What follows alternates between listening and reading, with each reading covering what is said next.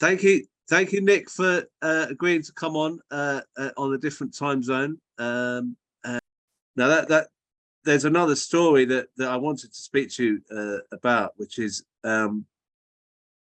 we've been seeing all this over here a lot about Elon Musk taking over Twitter and being a kind of maverick who's very rich but wants freedom of speech. So he's brought back a lot of people who were banned from Twitter. And then some people who are kind of liberal minded are saying we're leaving Twitter, we're going somewhere else, that we're not part of this.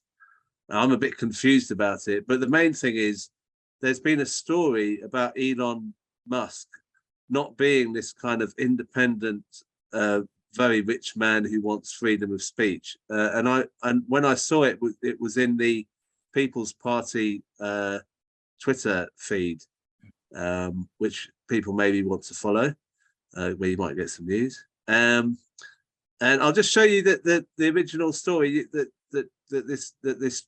the tweets came from is it's from someone called Alan McLeod. The myth of Elon Musk. Elon Musk is not a renegade outsider. He's a massive Pentagon contractor. This article goes on to talk in more detail about Elon Musk's military contracts that he has with the US government, and in particular one around Ukraine. Can you tell us a bit about those, about the money involved, and how deeply Elon Musk is involved with the what you call the industrial military complex?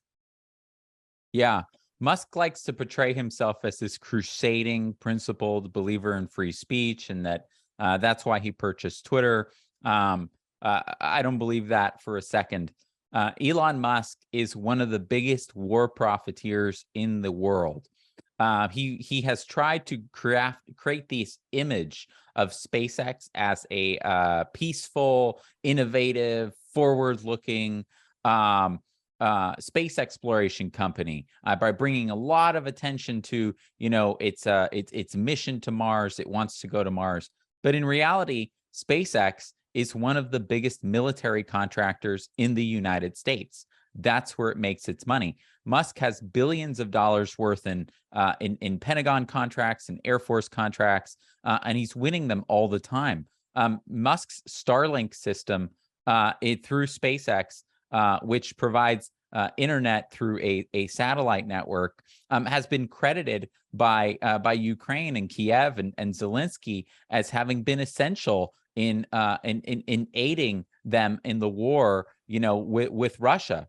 And so Musk, he's developed one of the contracts, to give you an example, is hundreds of millions of dollars to develop rocketry to deliver weapons and military equipment anywhere in the world in an hour or in just a couple hours through rockets, as opposed to delivering them through the present mechanisms of ships or military airplanes. And so those are the kinds of things that he's working on. He also has a multi-billion-dollar contract with NASA and other parts of the government. So Musk, just like as the richest person in the world, he is very intimately enmeshed with the government and with the military. And so I actually don't see his takeover of Twitter as something that is that is necessarily independent.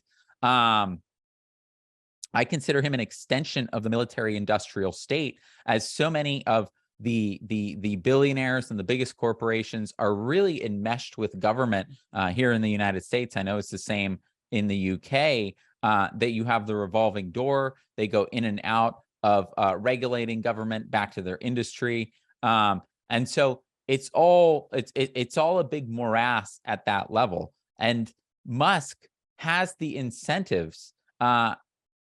Really, what happened when Musk took over Twitter is it was one of the biggest acts of media consolidation in recent times, and perhaps all time.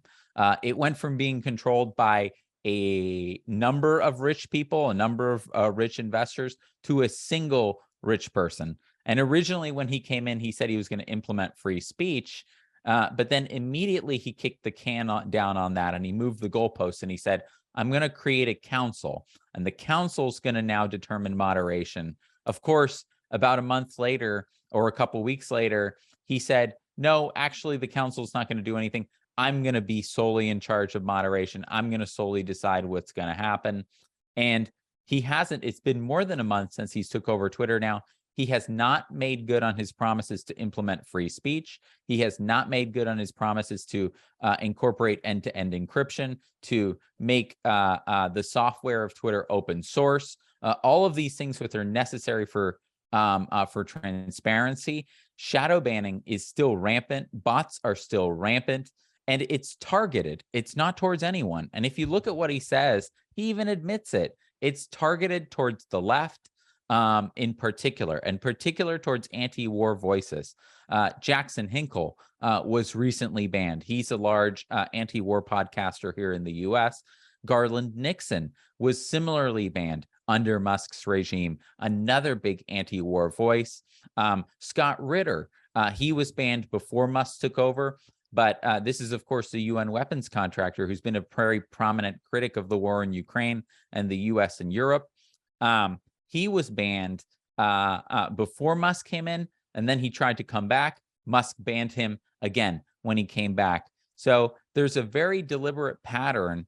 And of course, it has to do with the fact that Musk is he is essentially dependent on these billions of dollars of contracts, and he has an incentive to moderate Twitter and run Twitter in a way that puts him on good terms with the Pentagon. He's consistently competing. He and SpaceX are consistently and regularly competing with Lockheed Martin, Raytheon, Boeing, all the big military industrial contractors here in the United States. And it's to his benefit to use Twitter as a tool to pitch essentially to the Defense Department that, look, I have this social media company under my control, and I can shape public perception in a way that benefits you.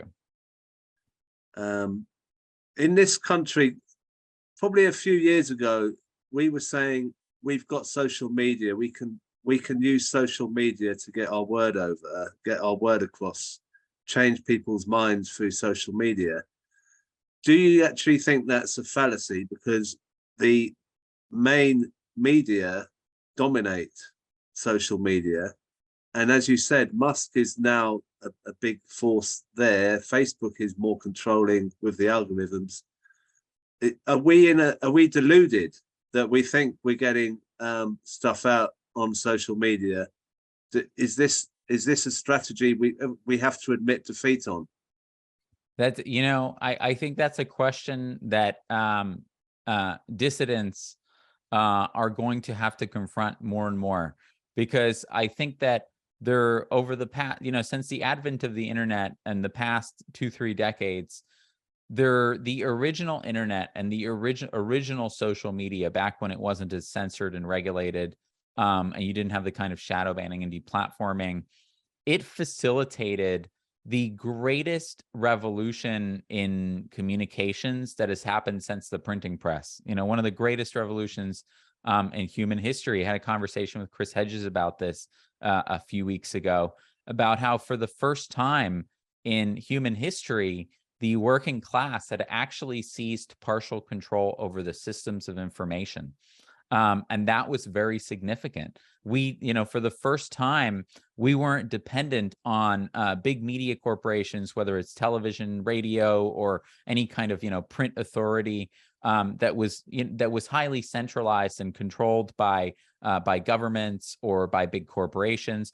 Instead, we had these platforms and we had this medium, the internet, and social media companies, where we could communicate directly and where we could reach thousands of people, and where there was kind of a meritocracy in the communication as well. Good ideas would rise to the top. They would get more views. They would get more likes, But after the election in 2016 here, especially, it was recognized by the ruling class in the United States, and I think globally, and especially in the West, that the internet is a threat. It's a threat to their power. It's a threat to their profits. The ability for people to communicate and to organize is dangerous to them. It threatens to overthrow their system. It threatens to disrupt their, their narrative control.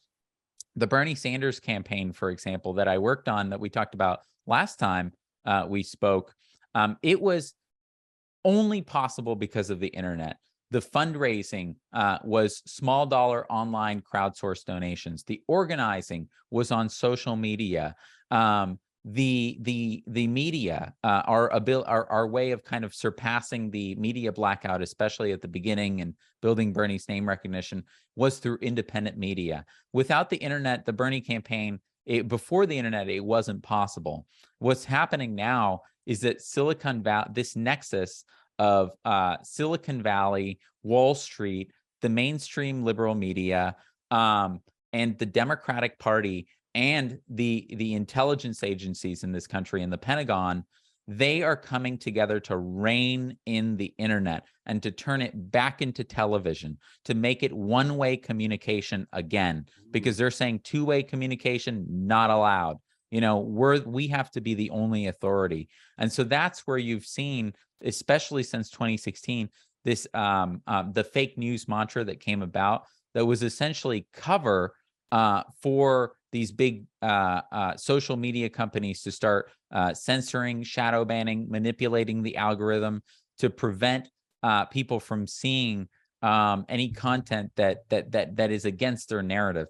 And Musk has been pretty open about this. If you even look at what he's saying, he said, it was just yesterday, I think, that he said that his goal is to isolate what he calls the far left and the far right into their own bubbles and echo chambers where they don't reach anyone, to create a social media architecture where they only talk to themselves. And therefore, they're never communicating with the rest of the public. That is a power that that despots have long wanted, and of course, it's a tyrannical power. And the question that you raised is one that we have to confront: is that there's no guarantee that the democratization of internet, of information, of media, is a kind of linear one-way historical trend. There's no guarantee that because we've invented the internet that was initially free and open, that it will always remain that way, that it will remain a tool that benefits the working class, as opposed to being twisted into perhaps the most powerful weapon of agenda setting and propaganda that has ever existed. And because that's what's happening right now, and Musk is a part of that. He is not an antagonist to that trend.